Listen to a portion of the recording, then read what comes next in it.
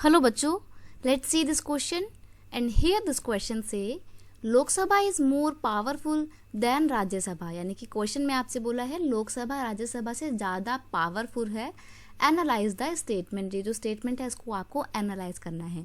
इस क्वेश्चन को कुछ इस तरीके से भी पूछा जा सकता है, how does Lok Sabha exercise supreme power. कैसे लोकसभा ज़्यादा पावर्स इंजॉय करती है एज कम्पेयर टू राज्यसभा।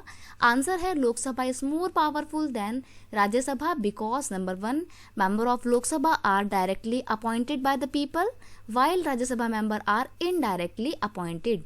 जो लोकसभा के मेंबर होते हैं ना, उनको खुद डायरेक्टली पीपल खुद इलेक्ट करके भेजते हैं, यानी कि जनता खुद उनका चुनाव करती है और उनको फिर चुनकर भेजती है। वहीं राज्यसभा के मेंबर इनडायरेक्टली अपॉइंटेड होते हैं, इसलिए ज़्यादा पावरफुल नहीं होते हैं।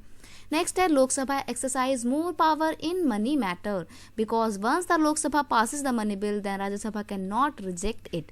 देखो, जो मनी बिल होता है, मनी मैटर होते हैं, जितने भी पैसों से रिलेटेड जितने भी कानून बनाए जाने होते हैं, वो बिल सबसे पहले लोकसभा में ही पेश किए जाते हैं और सबसे पहले वहीं पे प्रेजेंट किए जाते हैं। लोकसभा अगर एक बार उस मनी मैटर को पास कर दे तो वो सिर्फ राज्यसभा के पास उसको दिखाने के लिए भेजती है। राज्यसभा चाह कर भी उस बिल को रिजेक्ट नहीं कर सकती है।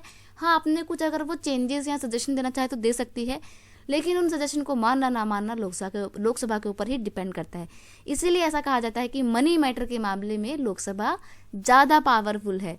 नेक्स्ट है, if the majority of Lok Sabha members say that they have no confidence in the council of minister, all the ministers along with prime minister have to quit.